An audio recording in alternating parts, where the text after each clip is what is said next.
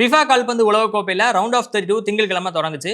இதுவரைக்கும் 4 ஆட்டங்கள் நடந்து முடிஞ்சு அதுல 4 அணிகள் போட்டியில இருந்து வெளியேறி இருக்காங்க. இந்த சுற்றோட முதல் ஆட்டத்துல தென்னாப்பிரிக்காவும் கனடா அணிகளும் மோதினாங்க. இந்த ஆட்டத்துல கனடா அணி கொஞ்சம் ஆதிக்கத்தை செலுத்தினாலுமே கூட 2 அணிகளாலையும் 90 நிமிஷம் வரைக்கும் கோலே அடிக்க முடியல.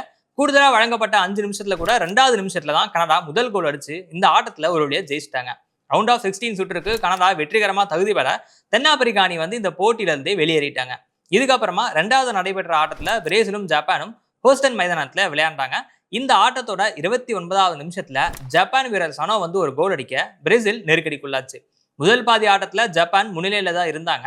2வது பாதியில பிரேசில் வீரர் காஷ்மீரோ ஒரு கோல் அடிச்சு ஆட்டத்தை சமன் செஞ்சாரு. 90 நிமிஷங்களை தாண்டி ஆட்டம் போன அப்புறமா கூடுதலா 5 நிமிஷங்கள் வழங்கப்பட்டுச்சு. இதுல பிரேசில் தங்களோட அனுபவத்தை பயன்படுத்தி பந்தை சரியா பாஸ் செஞ்சு ஜப்பான் வீரர்களை ஏமாத்தி விளையாடி கடைசி நிமிஷத்துல தந்திரமா ஒரு கோல் அடிச்சு கலக்கிட்டாங்க. கொஞ்சம் மிஸ் ஆயிருந்தா கூட இந்த ஆட்டம் பெனால்டிக்கு போயிருக்கும். பிரேசில் கோல் அடிச்சதுக்கு அப்புறமா மொத்த மைதானமும் குலுங்கினதா நீங்க ரீப்ளேல போய் பார்த்தாலே தெரியும். இந்த ஆட்டம் எந்த அளவுக்கு ஒரு மாதிரி வைப்ரண்டா இருந்தது அப்படின்றத.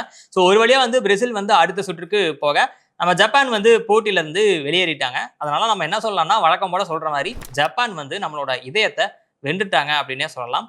இதுக்கப்புறமா 3வது ஆட்டத்துல ஜெர்மனியும் பாராகுவேவும் மோதினாங்க. நம்ம ஊர் நேரப்படி நட்ட நடு ராத்திரியில இந்த ஆட்டம் நடந்திருக்கு. 42வது நிமிஷத்துல கோல் அடிச்சு பாராகுவே இந்த ஆட்டத்துல ஒரு முதல்ல ஆதிக்கம் செலுத்திருக்காங்க. அதுக்கப்புறமா ஆனா ஜெர்மனி விடாப்பிடியா பிடிச்சு 2வது ஹாஃப்லயும் ஒரு கோல் அடிச்சிட்டாங்க. ஸோ அதுக்கப்புறமா 2 அணிகளும் மேற்கொண்டு எந்த கோலுமே அடிக்கல இந்த ஆட்டத்துல. ஸோ கூடுதல் ஆட்டம், அதாவது கூடுதல் நிமிஷங்கள் வழங்கியும் கூட வெற்றியாளரை இந்த ஆட்டத்துல தீர்மானிக்க முடியல. ஸோ இந்த ஆட்டம் பெனால்டிக்கு போயிடுச்சு. ஸோ பெனால்டிக்கு போனாலே ஆட்டம் எந்த அளவுக்கு பரபரப்பா இருந்திருக்கும் அப்படின்றது எல்லாருக்குமே தெரியும்.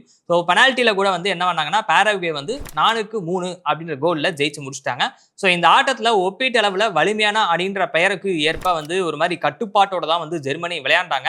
ஆனா ஜெர்மனிக்கு இந்த உலக கோப்பையும் அதிர்ச்சியில முடிஞ்சிருக்கு அப்படின்னு நம்ம சொல்லணும். 2014 கோப்பை ஜெயிச்சதுக்கு அப்புறமா 2018 அப்புறம் 2022 உலகக்கோப்பையில குரூப் சுற்றிலேயே வெளியேறின ஜெர்மனி இந்த முறை நாக் அவுட் சுற்று வரைக்கும் தகுதி பெற்றிருக்காங்க. ஆனா நாக் அவுட் சுற்றுல வெளியேறிட்டாங்க. இதுதான் ஜெர்மனியோட கதையா இருந்திருக்கு. ஸோ இது வரைக்கும் நடைபெற்ற ஆட்டங்கள்ல கடைசி ஆட்டம்னா அது நெதர்லாந்தும் மொரோக்கோவும் விளையாடின ஆட்டம் தான் இந்த சுற்றுல ஒரு பட்டாசான மேட்ச் எது அப்படின்னா இது வரைக்கும் நடந்ததுலேயே நெதர்லாந்தும் மொரோக்கோவும் விளையாடின ஆட்டம் தான் நம்ம சொல்லலாம். ஸோ அந்த அளவுக்கு ஒரு மாதிரி சுவாரஸ்யமாவே இருந்தது. நெதர்லாந்து முதல்ல ஒரு 72வது நிமிஷத்துல ஒரு கோல் அடிச்சிட்டாங்க. ஆனா மொரோக்கோ அணி விடவே இல்லை. 90 நிமிஷங்கள் தாண்டி 91வது நிமிஷத்துல ஒரு கோல் அடிச்சு ஆட்டத்தை தக்க வச்சுட்டாங்க. அந்த கோல் அடிச்சவருடைய பெயர் இசாரியோ. 6.4 அடி ஒசரத்துல இருக்கிறாரு. இவர் ஒசரத்துக்கு அட்டகாசமா அதை கோலா மாத்திட்டாப்ல. அதை பார்த்தாலே உங்களுக்கு தெரியும், சூப்பரான ஒரு கோலா இருந்தது. கொஞ்சம் விட்டுருந்தா கூட நெதர்லாந்து இந்த ஆட்டத்துல ஜெயிச்சிருக்க வேண்டியது. ஆனா ஆட்டம் மாறிடுச்சு. அதுக்கப்புறமா எக்ஸ்ட்ரா டைம்லாம் கொடுத்தாங்க. அதுலயும் எந்த ஒரு கோலும் அடிக்கப்படாதனால இந்த ஆட்டமும் பெனால்டிக்கு போயிடுச்சு. ஆனா பெனால்டில நெதர்லாந்து தோத்துட்டாங்க. 3-2 அப்படின்ற கோல் கணக்குல மொரோக்கோ பெனால்டியில ஜெயிச்சு அடுத்த சுற்றுக்கு போயிட்டாங்க. 100 நிலையில அடுத்த சுற்றுக்கு போக வேண்டிய வாய்ப்பை நெதர்லாந்து இழந்துருச்சு. இது வரைக்கும் நடந்த ஆட்டங்களை பார்க்கும்பொழுது ரவுண்ட் ஆஃப் 32ல முதல் 2 நாள்ல சுவாரஸ்யத்துக்கு கொஞ்சம் கூட பஞ்சமே இல்லாம எல்லா ஆட்டமும் நடந்து முடிஞ்சிருக்கு. வர நாள்கள்ல இன்னும் முக்கியமான ஆட்டங்கள் இருக்கு. முக்கியமான அணிகள் விளையாட இருக்கிறதுனால இது இன்னும் ஒரு அடுத்த கட்டத்துக்கு போகும் அப்படின்னு தான் நினைக்கிறேன் நான். ஃபேன்ஸ் எல்லாருக்கும் இது ஒரு செம்ம ஜாலியான ஒரு வாரமா அமைய போகுது அப்படின்றதுல எந்த ஒரு சந்தேகமே கிடையாது.